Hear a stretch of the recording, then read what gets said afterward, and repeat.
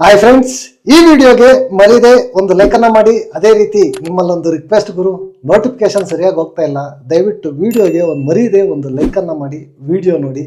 ಅದೇ ರೀತಿ ತುಂಬಾ ಜನ ನೋಡ್ತಾ ಇದ್ದೀರಾ, ಸಬ್ಸ್ಕ್ರೈಬ್ ಮಾಡ್ಕೊಂಡು ನೋಡಿದ್ರೆ ನನಗೂ ಸ್ವಲ್ಪ ಮೋಟಿವೇಶನ್ ಸಿಗುತ್ತೆ.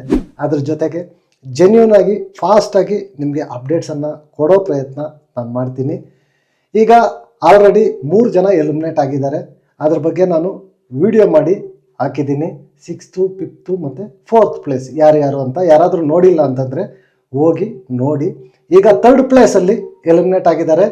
3rd ಪ್ಲೇಸು ಇವ್ರಿಗೆ ಡಿಸರ್ವಾ ಇಲ್ವಾ ಅನ್ನೋದ್ರ ಬಗ್ಗೆ ನೀವೇ ಈ ವಿಡಿಯೋ ಕೆಳಗಡೆ ಮರೀದೆ ಒಂದು ಕಮೆಂಟನ್ನು ಮಾಡಿ. ಅದ್ರ ಜೊತೆಗೆ ನಿಮ್ಮ ಪ್ರಕಾರ ವಿನ್ನರ್ ಯಾರಾಗಬೇಕು ಅನ್ನೋದನ್ನು ಕೂಡ ಈ ವಿಡಿಯೋ ಕೆಳಗಡೆ ಮರೀದೆ ಒಂದು ಕಮೆಂಟನ್ನು ಬರೀರಿ. ಗುರು, ಬಿಗ್ ಬಾಸ್ ಸೀಸನ್ನು ಮುಗಿತಾ ಬಂದಿದೆ. ಲಾಸ್ಟ್ ಕೊನೆಯ ಎಪಿಸೋಡ್ ಇದು ಮುಗಿತಾ ಬಂದಿದೆ. ಟಾಪ್ 6 ಕಂಟೆಸ್ಟೆಂಟ್ಸ್ ರಘು ಆಗಿರ್ಬೋದು, ಧನುಷು, ಕಾವ್ಯ, ರಕ್ಷಿತಾ, ಅಶ್ವಿನಿ, ಗಿಲ್ಲಿ ಎಲ್ಲರೂ ಇಲ್ಲಿವರೆಗೂ ಆಟ ಆಡ್ಕೊಂಡು ಬಂದಿದ್ದಾರೆ. ಡಿಸರ್ವ್ ಅಂತ ಹೇಳ್ಬೋದು. ಜನರ ವೋಟಿಂಗಿಂದ ಬಿಗ್ ಬಾಸು ಇಲ್ಲಿವರೆಗೂ ಎಲ್ಲ ವೋಟಿಂಗ್ ಪ್ರಕಾರನೇ ಎಲಿಮಿನೇಷನ್ ಮಾಡಿಕೊಂಡು ಬಂದಿದ್ದಾರೆ.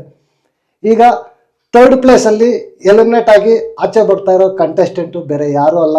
ಸುಮಾರು ಜನ ರನ್ನರ್ ಅಪ್ ಆಗ್ತಾರೆ, ವಿನ್ನರ್ ಆಗ್ತಾರೆ. ತುಂಬ ಹೈ ಎಕ್ಸ್ಪೆಕ್ಟೇಷನ್ ಇಟ್ಕೊಂಡಿದ್ರು.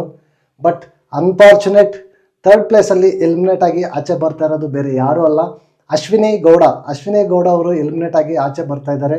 ಒಳ್ಳೆ ಆಟ ಆಡಿದ್ರು, ಒಳ್ಳೆ TRP ಮೆಟೀರಿಯಲ್ ಅಂತ ಹೇಳ್ಬೋದು.